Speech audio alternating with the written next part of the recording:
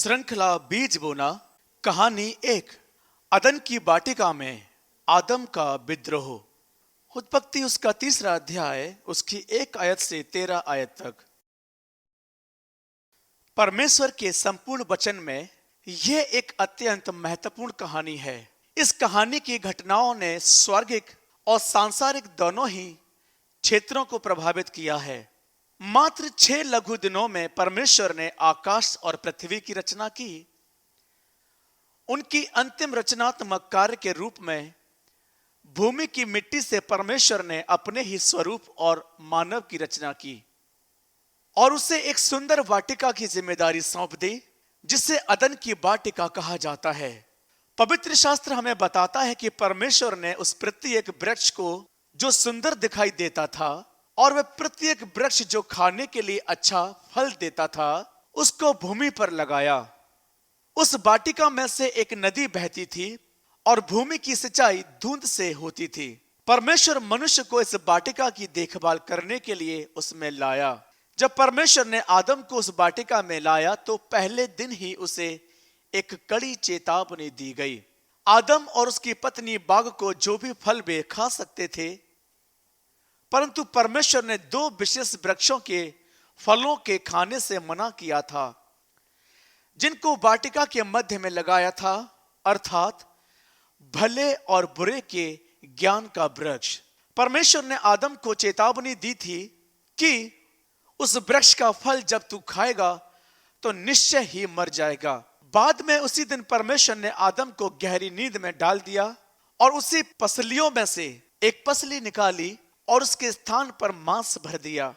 उस पसली से परमेश्वर ने एक नारी की रचना की।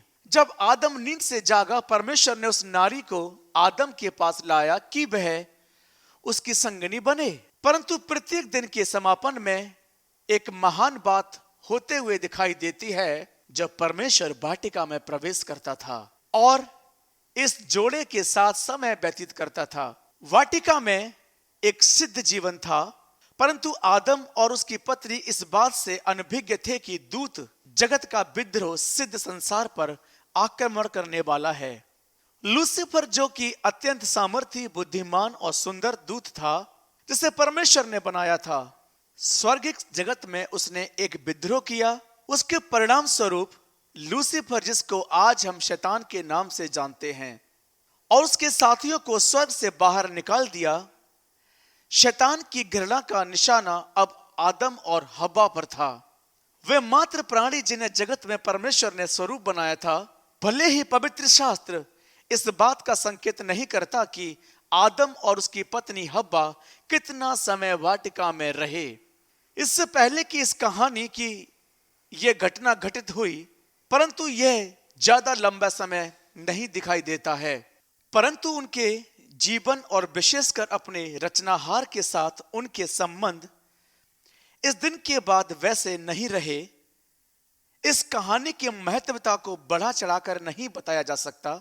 यह कहानी परमेश्वर, शैतान, मानवता, बुराई, पाप, भय, लज्जा, छुटकारा, अनुग्रह, दया और वह प्रत्येक सत्य जो हम अमूल्य मानते हैं का आधार बनाती है। आगे जो घटित हुआ,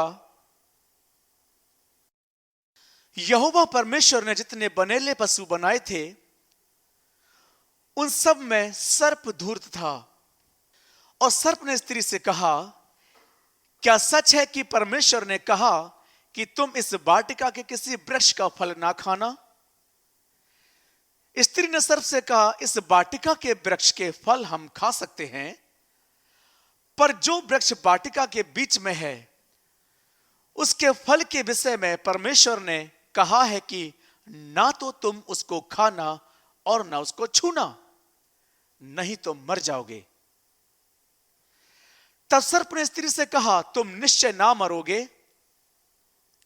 वरन परमेश्वर आप जानता है कि जिस दिन तुम उसका फल खाओगे, उसी दिन तुम्हारी आंखें खुल जाएंगी और तुम भले बुरे का ज्ञान पाकर परमेश्वर के तुल्य हो जाओगे।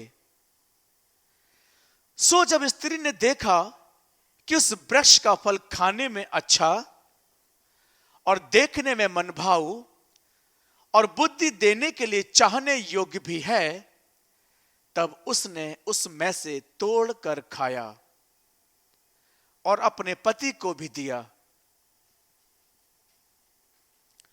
और उसने भी खाया। तब उन दोनों की आंखें खुल गईं और उनको मालूम हुआ कि वे नंगे हैं। सो उन्होंने अंजीर के पत्ते जोड़ जोड़ कर लंगोट बना लिए। तब यहोवा परमेश्वर जो दिन के ठंडे समय वाटिका में फिरता था, उसका शब्द उनको सुनाई दिया। तब आदम और उसकी पत्नी वाटिका के वृक्ष के बीच यहोवा परमेश्वर से छिप गए। तब यहोवा परमेश्वर ने पुकार कर कहा, आदम से पूछा, तू कहां है? तब आदम ने उत्तर दिया, मैं तेरा शब्द बारी में सुनकर डर गया, क्योंकि मैं नंगा था, इसलिए छिप गया। यहोवा परमेश्वर ने पूछा, किसने तुझे चिताया कि तू नंगा है? जिस वृक्ष का फल खाने को मैंने तुझे मना किया था, क्या तूने उसका फल खाया है? आदम ने कहा, जिस स्त्री को तूने मेरे संग रहने को दिया है, उसी ने उस वृक्ष का फल मुझे दिया। तब यहोवा परमेश्वर ने स्त्री से कहा, तूने ये क्या किया है? और स्त्री ने कहा, सर्प ने मुझे बहका दिया, तब मैंने खाया। श्रृंखला बीज बोना, कहानी 1। अदन की वाटिका में आदम का विद्रोह। उत्पत्ति उसका 3रा अध्याय, उसकी 1 आयत से 13 आयत तक।